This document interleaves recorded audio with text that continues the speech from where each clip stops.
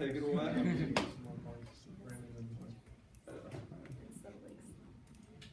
Was this novel a realistic portrayal of teenage parenthood? Does the story glamorize or romanticize teen parenting?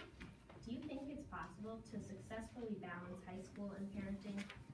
How does Hanging On to Max compare to the film clips you watched in class and other movies and TV shows that you've seen?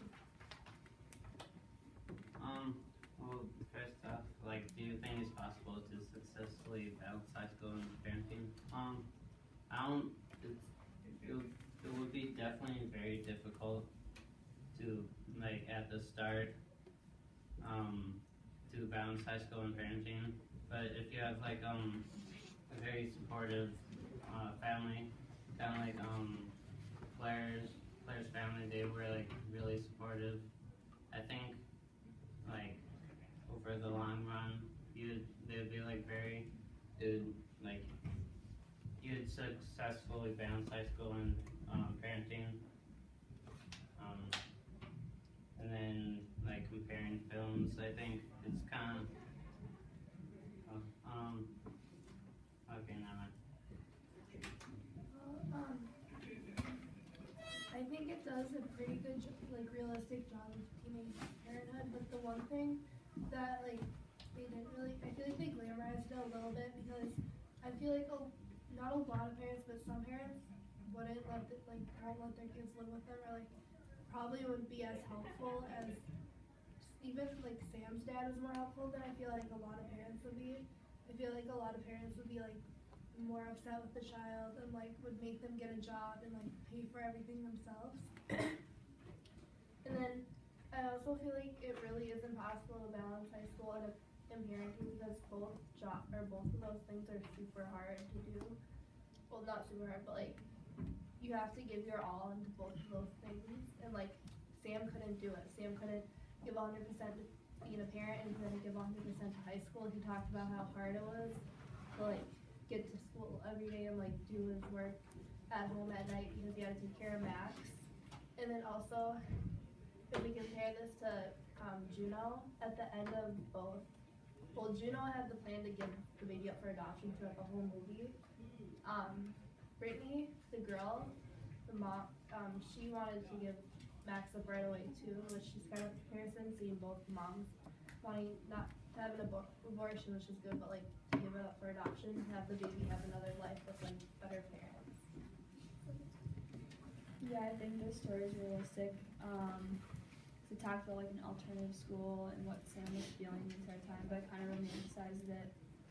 And I think that many teen parents could like relate to Sam when he said on page 8, he was talking about how he hated being in public because he hated the way people stared at him and Max. I think that's something that is probably very relatable to kids. I also said I thought it was pretty realistic. Like talking about like a kid who doesn't have a mother, like all this, like how little support he got. I think that was kind of realistic. But I don't really think you could, or I think you could successfully balance high school and parenting, but I don't think you could successfully balance college and parenting. Because like if we look at Claire, like how Claire's life went, like we didn't see really inside how her life was specifically, but like from what it seemed like, she got a lot of support from her parents and her family taking care of Emily, and it seemed like she could kind of balance the two pretty well. So I think it is kind of possible. I think the only reason that they could balance it was because they went to an alternative high school where they had childcare. I think that the only other way that someone could balance parenting and high school is if they attended online. I also think it was realistic because like I feel like it shows how it's almost like impossible to take care of a kid while in high school. So I feel like that'd just be like really hard to do. And then I think if like his mom was around still, like it would have made it easier for him, just because like he would have had someone like support him throughout the time. Yeah. I thought it was a realistic example of teen parenthood. For example, on page 135, Sam said, "I sat on the toilet and watched him water shot up over his head and onto the floor." I don't really think, like, scenes like that, they don't glamorize teen parenting. Like, it's kind of, like, as tough as you'd expect. Another example of like it being tough was when Max like started crying again at night, and then he like swore under his breath and like had to get up, turn on the lights, and not like go to sleep. He had to get up and take care of the baby again. And, like, I don't have that many late nights this year because like not as much homework, but like in the past, it's like you have those late nights where you just want to go to bed, and then having to hear a baby cry and get up and go get him would just be really tough. Yeah, like in chapter 12, Max got like an ear infection, and then on page 89, Sam was talking with his teacher, and he was like, if I didn't have so much to do, I'd be able to actually think about this stuff, because he was like behind on all his work, because he was up late with Max. Mine is on page 113.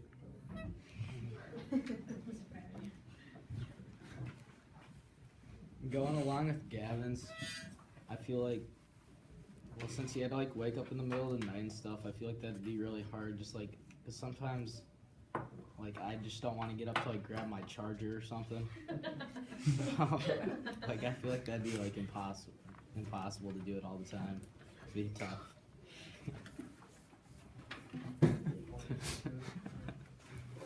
It also kind of reminds me, so for child psych, you guys know, like, you have to bring home a baby, and mine cried all night, and I was just so, like, crabby the next day, and I, like, was crying, because I did not want to have to wake up all night, and it was just so hard, and it just made me think about, like, Sam, because I just don't think I could do that every single night and be a parent. Like, it was, like, I mean, it was fine to do it one night, but just having to have a real baby and deal with, like, I don't know, do it all night, every single night for, like, months, I just don't think that I could do it, and it just, like, made me think about how, like, terrible that it would be, and, yeah, so I feel like it was pretty realistic.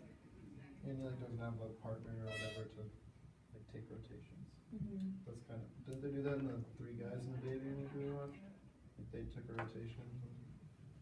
Something like that, or, like, the other one could at least, like, leave the house and not hear a baby cry. Yeah.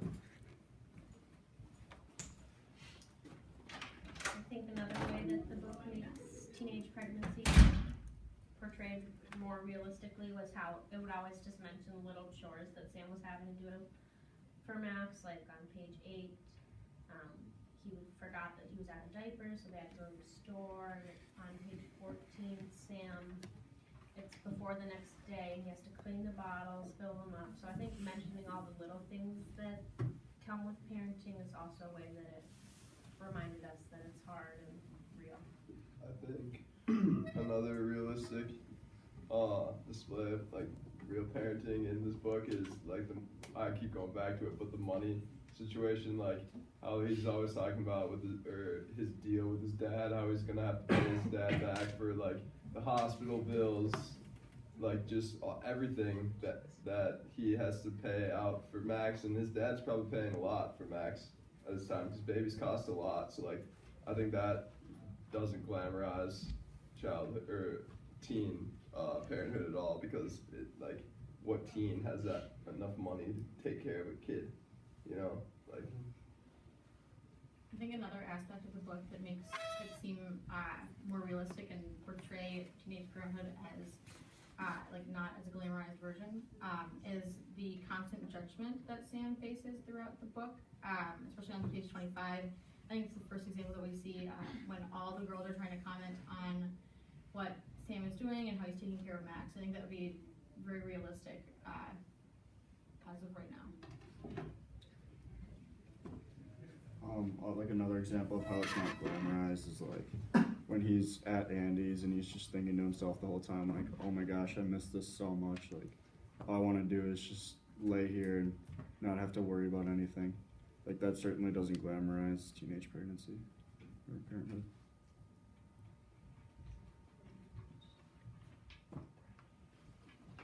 We got 2:33 left on this question.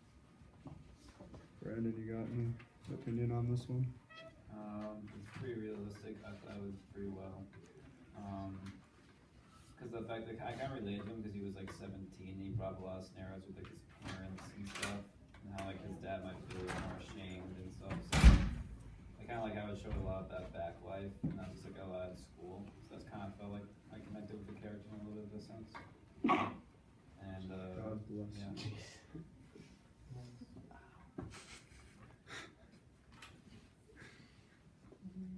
Hey, you have to potty now. We're good. Move on. Alright, good. We got 40. We didn't really talk about the movies and TV shows. I think in comparison to the films and the movies we watched in class, I think Hanging On to Max is a more realistic portrayal and like compared to all of them. Because in Modern Family, it's basically just a joke. They like trade roles and they like make it out to be something that's really funny instead of something that's more realistic and difficult for the parents.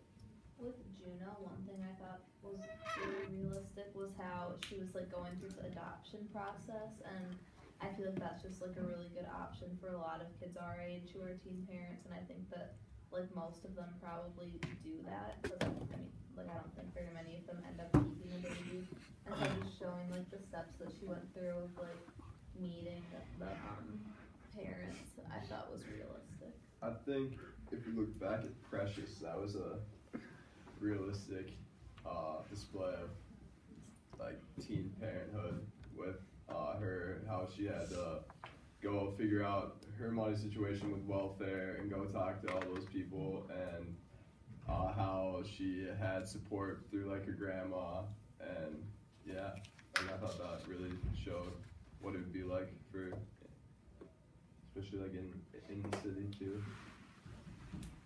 I was gonna say, like how you said Modern Family was kind of like a joke, and I was just thinking, like at least they can switch roles like that, because Sam is like a single parent. It doesn't matter yet because Max is a baby, but he won't be able to be like the good cop and the bad cop, which would probably be tough. And so I think it's easier when you have two people, because you can kind of be like, oh, I'm the fun one or I'm the disciplined. You can like kind of take turns between two people.